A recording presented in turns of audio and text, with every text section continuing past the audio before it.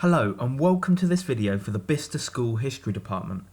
This is a video for Year 10 and Year 11 students studying AQA GCSE History, specifically the Britain and the Health of the People module. It will use the medicine booklet which is available to download from the school website. The link is in the description. The purpose of this video is to give you a general introduction to the topic and to guide you through the tasks. Pause this video as you work through the tasks. Don't watch it all in one go. If you have any more specific questions, make sure to email your history teacher. This episode will give you an overview of the course and introduce the key factors which we will be studying over this module.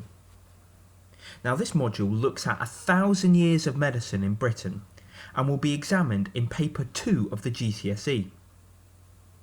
It will have 4 styles of questions. We'll go over these in more detail as we go through the episodes. But for now, question 1 is an 8-mark question. How useful is the source? Question 2 is an 8-mark question about explaining the significance. Very similar to the explain question in the America paper. Question 3 is a comparison question worth 8 marks. You need to compare a topic in one time period to another time period. For example, comparing surgery in medieval times to the 19th century. And finally, question 4 is a 16-mark question plus 4 spelling and punctuation. And it's a factors question. It's similar to the statement question in the Korean-Vietnam module. However, you have to focus on factors that we will look at over this module. We'll talk about these more in a second. Firstly, it's important that as we read through this booklet, you make sure that you understand these 3 key words. Progress. This means things improving or getting better over time. Regress. This means that things are getting worse over time. And continuity. Things are staying the same. You might want to write these down in your notes. One important point that we will cover throughout this topic is the use of factors. As mentioned before, these come up in question 4 of the exam. And these are things that influence how medicine changes. Here we can see a nice little acronym to help remember different factors.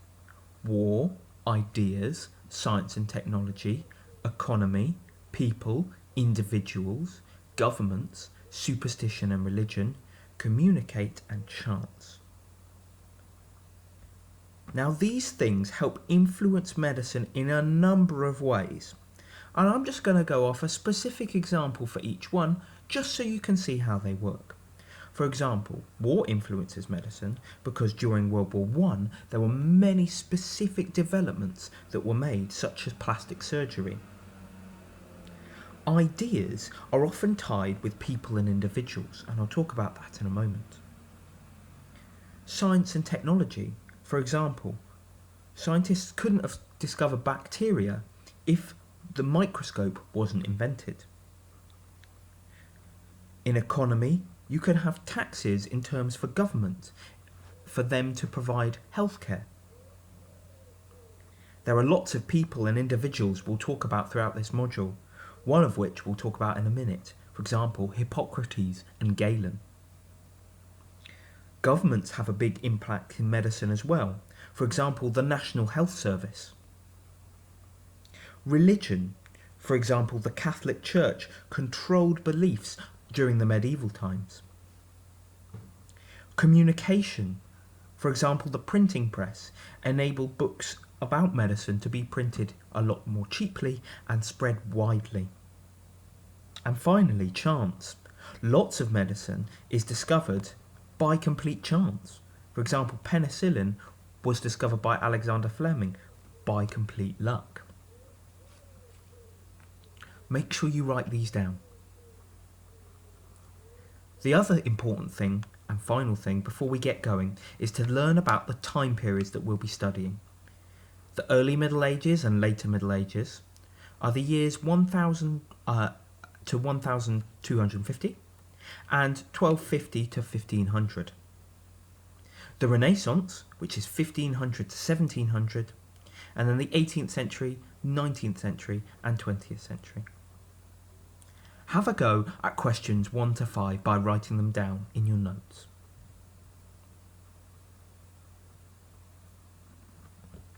So, an overview of medicine at the year 1000. Make notes or highlight as we go through each section. In the year 1000, in Britain, religion played a huge part in people's lives, specifically Christianity.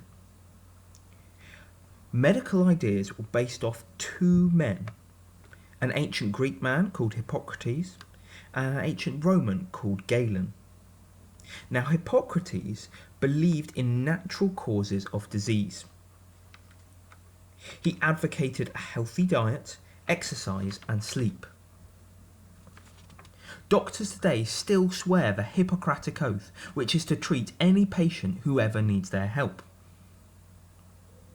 But most importantly, he believed the body was made up of 4 liquids. These are called humours.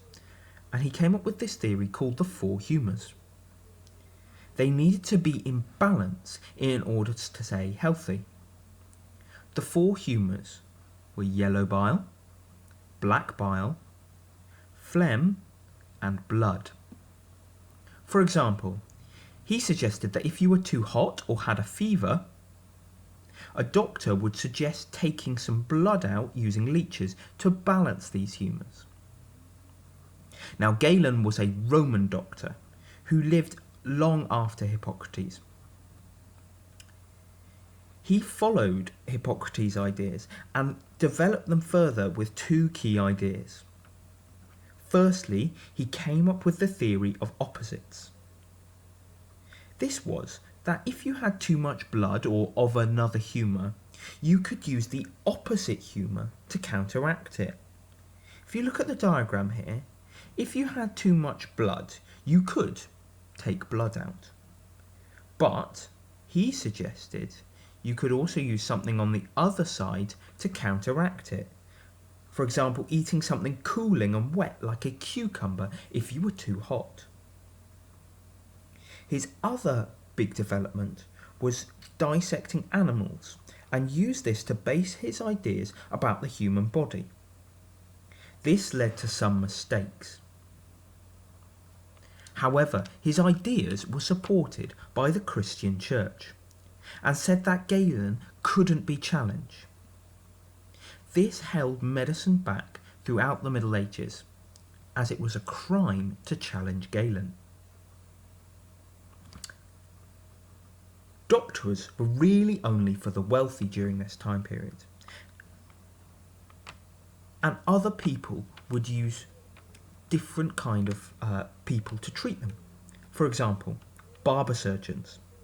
These are people who will perform surgical procedures such as amputations. A wise woman who would use herbs to heal, an apothecary, which is kind of like a herbal chemist, where they would sell herbs in order to do treatments. Many cures at this time used those herbal remedies, as well as supernatural ideas such as praying, charms and magic. The church set up hospitals and cared for the sick during this time period. However, disease spread quickly, particularly in towns, due to dirty, smelly and overcrowded conditions. Arabic medicine during this time period was much more advanced than European medicine, emphasizing the importance of washing and cleaning.